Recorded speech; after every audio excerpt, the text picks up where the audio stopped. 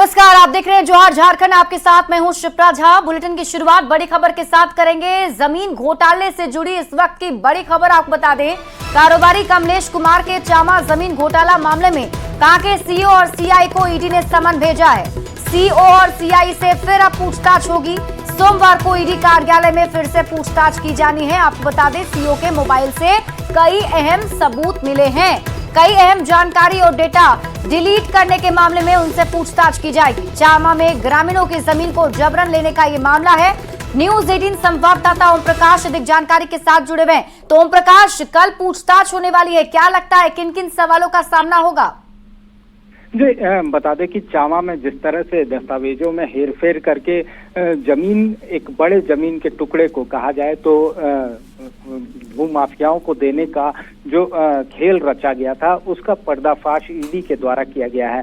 पूरे मामले में ग्रामीणों ने भी कई गंभीर आरोप लगाए हैं और इसी मामले को लेकर जो पूछताछ का सिलसिला है वो सोमवार को होगा सीईओ और सीआई से, जो कांके अंचल के हैं। पूरे मामले में बता दें कि जिस दिन कमलेश के ठिकानों पर ईडी के द्वारा रेड की गई थी, उस दरमियान कई डेटा को डिलीट भी किया गया था सीईओ के लॉगिन आईडी से। हालांकि सीईओ लगातार इस चीज को लेकर यही कहते आए कि उन्हें इसकी जानकारी नहीं है। उनका डेटा जो लॉगिन आईडी है किसी और ने इस्तेमाल किया और जिसके बाद ये डिलीट हुआ है। तो इन तमाम सवालों को लेकर ईडी जो पूछताछ करेगी, पिछले दिनों बता दें कि एनआईसी दफ्तर भी ईडी के अधिकारी पहुंचे थे ताकि इस जो कार को ईडी के अधिकारी समझ पाए। तो कहा जा सकता है जो सीईओ और सीआई हैं उनकी मुश्किलें आने वाले दिनों में और ज्यादा बढ़ने वाली। और जो चामा में जिस तरह से भूमाफियाओं के द्वारा पूरा खेल खेला गया है, चाहे वो कमलेश हो या फिर जो उनके अन्य सहयोगी हैं, उन तमाम लोगों के खिलाफ ईडी का शिकंजा जो है वो कसने वाला है। जी ठीक है, आप इस खबर पर नजर बनाए रखिए। बहुत बहुत शुक्रिया तमाम जानकारी के लिए ओम प्रकाश। और झारखंड के मुख्यमंत्री हेमंत सोरेन भक्ति में डूबे नजर आए। वाराणसी से लेकर मिर्जापुर तक वो भगवान के दर पर पहुंचे और पूजा अर्चना की। हम आपको उनसे जुड़ी स्क्रीन पर ये 3 तस्वीर दिखा रहे हैं जिसमें सीएम हेमंत सोरेन पूजा पाठ करते दिख रहे हैं।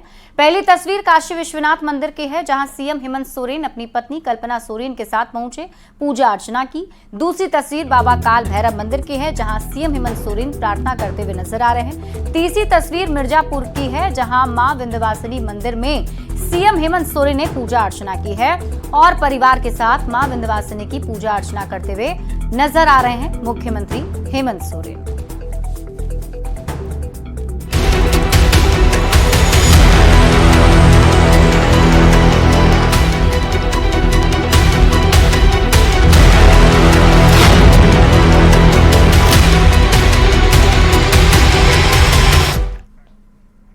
झारखंड में चंद महीने बाद होने वाले विधानसभा चुनाव को लेकर सियासी सरगर्मी बढ़ गई है। सभी राजनीतिक दलों की नजर आदिवासी वोट बैंक पर है। ऐसे में बीजेपी नेता बांग्लादेशी घुसपैठियों और आदिवासियों का मुद्दा उठा रहे हैं।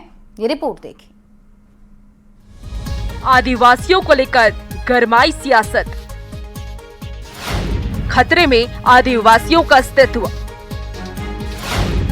आदिवासियों पर सियासत कब तक,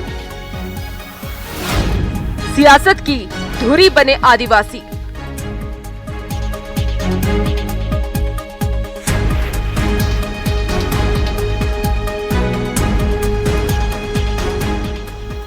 झारखंड में अगले कुछ महीनों में विधानसभा चुनाव होने हैं। इसकी तैयारी भी शुरू हो गई है। जेएमएम की अगुवाई वाली राज्य सरकार के कामकाज में तेजी देखकर तो यही लगता है कि इंडिया ब्लॉक लोकसभा चुनाव से भी बेहतर परिणाम की उम्मीद विधानसभा चुनाव में कर रहा है। इस बार लोकसभा के नतीजों ने भी बीजेपी की चिंता बढ़ा दी है। ऐसे में बीजेपी का पूरा फोकस आदिवासी इलाकों पर है। सभी राजनीतिक दल अपने को आदिवासी का हितैषी बताने में जुटे हैं। चुनाव से पहले बीजेपी नेता बांग्लादेशी घुसपैठियों और संथाल परगना में बदलती जनसंख्यिकी का मुद्दा उठा रहे हैं और आरोप लगा रहे हैं कि जेएमएम सरकार में आदिवासियों का अस्तित्व खतरे में है। मुस्लिम की आबादी 9.44 से बढ़कर के 22.23%, अन्य की आबादी 45 से 49%। तो ये जो डेमोग्राफी में बदलाव और उसमें से आदिवासियों की पॉपुलेशन में जो भयंकर गिरावट आई, बांग्लादेशी घुसपैठिए वहाँ आते हैं और वहाँ पर सरकार का संरक्षण मिलता है। वो रिश्वत लेकर आधार कार्ड से लेकर राशन कार्ड, राशन में जितनी तरह की सुविधाएं हैं उनको देने का काम करते हैं। और धीरे धीरे पाँव पसारते पसारते स्थिति ये हो गई है, वहाँ आदिवासियों का पलायन हो रहा है। ये घुसपैठिए सरकार के दामाद हैं, इनके वोट बैंक की राजनीति का हिस्सा है, तुष्टीकरण का हिस्सा है। लेकिन हमारी सरकार आएगी तो संथाल में मिनी एनआरसी कराकर हम इन घुसपैठियों को कान पकड़कर बाहर करेंगे। बीजेपी के अपने दावे हैं तो जेएमएम और कांग्रेस के अपने मुद्दे हैं। जेएमएम ने गृह मंत्री से इस्तीफा मांगते हुए कहा कि घुसपैठ को रोकना केंद्र सरकार का काम है। केंद्र सरकार के जो गृह मंत्री हैं आदरणीय अमित शाह जी, उनका इस्तीफा मांग लेना चाहिए। क्योंकि डेमोग्राफी चेंज या इन्फिल्ट्रेशन जब घुसपैठ होता है उसकी सारी जवाबदेही केंद्र की सरकार की होती है। जब उनका अहंकार हारा है तब उनको फिर डेमोग्राफी की याद आ रही है। और कौन सा गन्ना है उनके पास जिसमें वो मुस्लिमों की संख्या बढ़ा रहे हैं, किसी की संख्या घटा रहे हैं। आखिर कहां से उनके पास जनगणना आया? विधानसभा चुनाव में भले ही अभी कुछ महीने का वक्त बचा है, लेकिन बढ़ती सियासी तपिश बताने को काफी है कि इस बार का चुनावी रण बेहद दिलचस्प होने जा रहा है। अब देखना ये होगा कि किसके दावों और कोशिशों पर जनता जीत की मुहर लगाती है। राज्य से न्यूज़ 18 संवाददाता राहुल देव की रिपोर्ट। मंत्री बनने के बाद दीपिका पांडे सिंह पहली बार दुमका पहुंची हैं। कांग्रेस कार्यकर्ता ने मंत्री का जोरदार स्वागत किया है और इस दौरान दीपिका पांडे ने कहा कि कृषि विभाग में काफी सुधार करना है। कृषि विभाग में काफी समस्या और कमियां हैं जिसे हम समीक्षा बैठक में दूर करने की कोशिश करेंगे। उन्होंने आगे कहा कि किसानों की हर समस्या का समाधान किया जाएगा। 18 तारीख को डेट है मेरा रिपोर्ट में। भी कहा है कि बहुत बड़ी जिम्मेदारी है ये और कम समय में जो बातें किसानों के हित में है उनको कैसे किया जाए, झारखंड में लागू किया जाए, इसके लिए मैं प्रयासरत हूँ। 13 सीटों पर हुए उपचुनाव के नतीजे में इंडिया गठबंधन ने 10 सीटों पर जीत हासिल की है। वहीं एनडीए को सिर्फ 2 सीट और निर्दलीय के खाते में 1 सीट गई। इंडिया गठबंधन की जीत के साथ ही राज्य में राजनीति भी तेज हो गई है।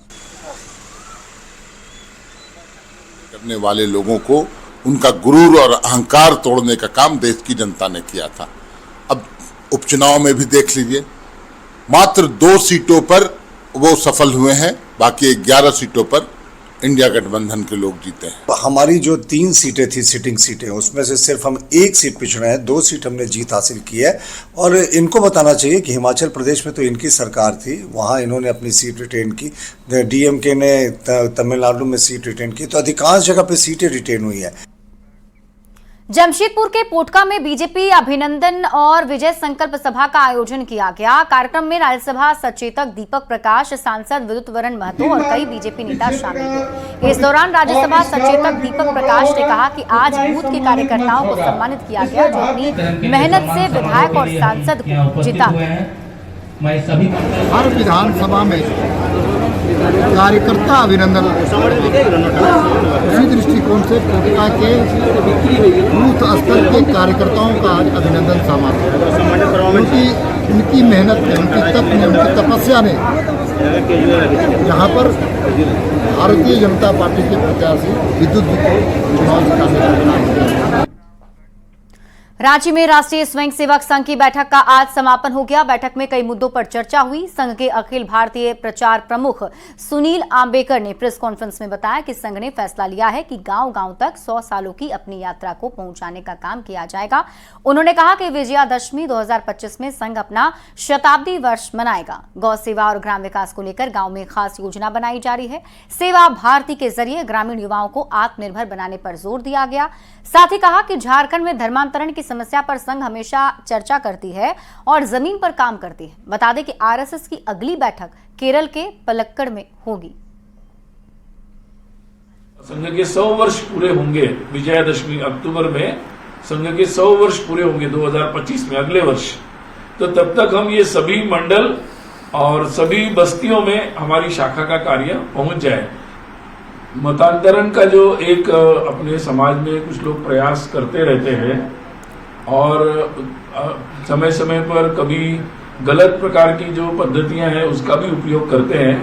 मुझे लगता है कानूनन ऐसी बातों पर पाबंदी भी है, तो उसका सभी को पालन करना चाहिए। बाकी और संघ तो इस बारे में बिल्कुल ये ध्यान में रखता है कि ऐसा कोई भी जबरदस्ती का या लालच देकर या किसी गलत तरीके से कोई मतांतरण नहीं होना चाहिए।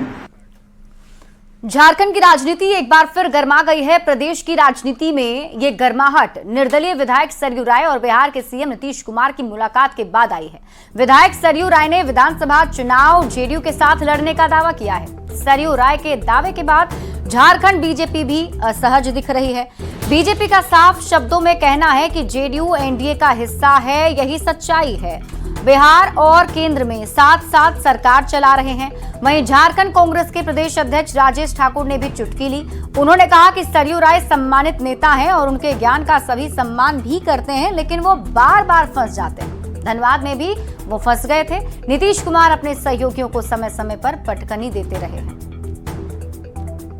यही जानते हैं कि जदयू जो है वो एनडीए का पार्टनर है, मजबूत पार्टनर है। बिहार में साथ में हमारी सरकार चल रही है और आपने देखा होगा केंद्र में हमारी सरकार में शामिल है। इसलिए बाकी कहाँ कौन क्या मिलता है, क्या लिखता है, ये जिसने लिखा है और जिस दल से संबंधित बातें हैं, मैं समझता हूँ वो इसे अच्छी तरीके से बता सकते हैं। तो इतना भी दुर्दिन जदयू का नहीं आया है। उसके नेता नीतीश कुमार हैं और सबको समय समय पर पटकनी देते रहे हैं अपने इलाज को, तो उनसे सावधान रहने की जरूरत है। मैं जानता हूं कि नीतीश कुमार जी के वो पुराने मित्र हैं और उनसे काफ़ी कुछ ये लोगों को एक दूसरे को सीखने मिला होगा, लेकिन नीतीश कुमार जी को पटकनी देना इतना आसान बात नहीं है या उनको किसी तरह से उलझा लेना, फंसा लेना। हम समझते हैं इन सब चीज़ों से हम लोगों को कोई वास्ता नहीं है।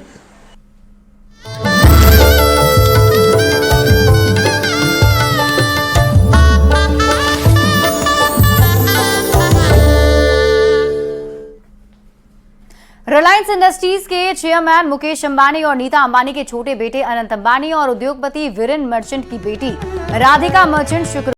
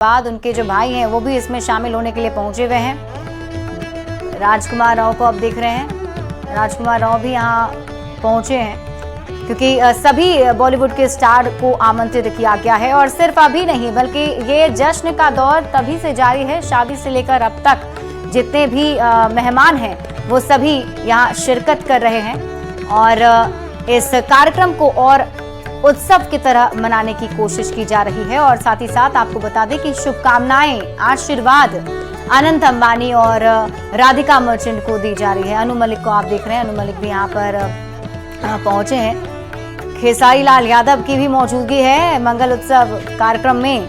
खेसारी लाल यादव भी इसमें पहुंचे हुए हैं और देखिए मुस्कुराते हुए नजर आ रहे हैं क्योंकि बिहार से भोजपुरी के जो सुपरस्टार हैं पवन सिंह, उनकी भी मौजूदगी थी और एक एक करके जो मेहमान हैं वो भी पहुंच भी रहे हैं और बहुत सारे मेहमान पहले पहुंच चुके हैं।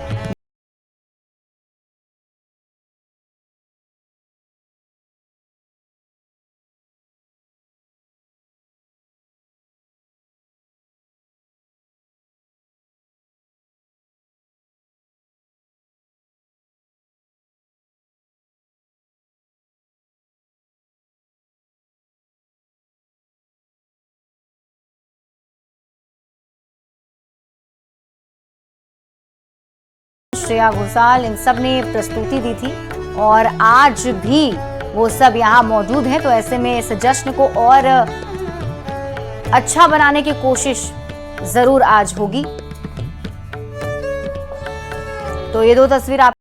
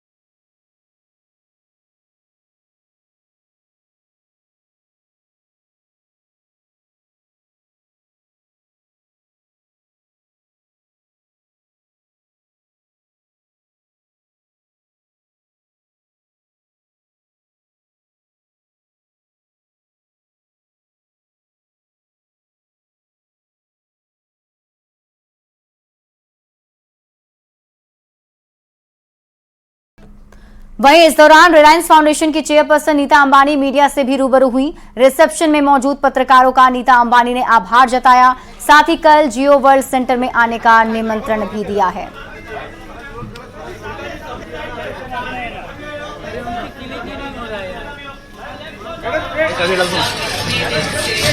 मेरे अनंत और राधिका की शादी के लिए आए हैं, इसमें आप सबको मेरे तहे दिल से धन्यवाद। ये शादी का घर है and you became a part of our celebration. Thank you for your patience and understanding. शनिवार को आयोजित शुभ आशीर्वाद सेरेमनी में अंबानी परिवार के खास रिश्तेदार, खास दोस्तों के अलावा कई नामचीन हस्तियां पहुंची थी। इस सेरेमनी में देश विदेश के शाही मेहमानों ने शिरकत कर नए जोड़े को आशीर्वाद दिया। पीएम मोदी भी जियो वर्ल्ड सेंटर पहुंचकर अनंत अंबानी और राधिका मर्चेंट को आशीर्वाद देते हुए नजर आए। जियो वर्ल्ड सेंटर में आयोजित समारोह में कई नामचीन हस्तियां शामिल हुए और उससे जुड़ी तस्वीरें हम आपको दिखा रहे हैं। जो बड़ी हस्तियां शामिल हुई थी, आप देखिए अखिलेश यादव आपको यहाँ नजर आ रहे होंगे। इसके साथ ही महाराष्ट्र के सीएम एकनाथ शिंदे यहाँ पहुंचे थे, पवन कल्याण आंध्रा के डिप्टी सीएम यहाँ पर पहुंचे थे, कपिल सिब्बल कांग्रेस के वरिष्ठ नेता के यहाँ मौजूदगी थी, लालू परिवार जो है यहाँ मौजूद था। ममता बनर्जी को आप देख रहे हैं, पश्चिम बंगाल की मुख्यमंत्री ममता बनर्जी यहाँ पर मौजूद थी और सभी ने पहुंचकर अनंत अंबानी को शादी की शुभकामनाएं दी।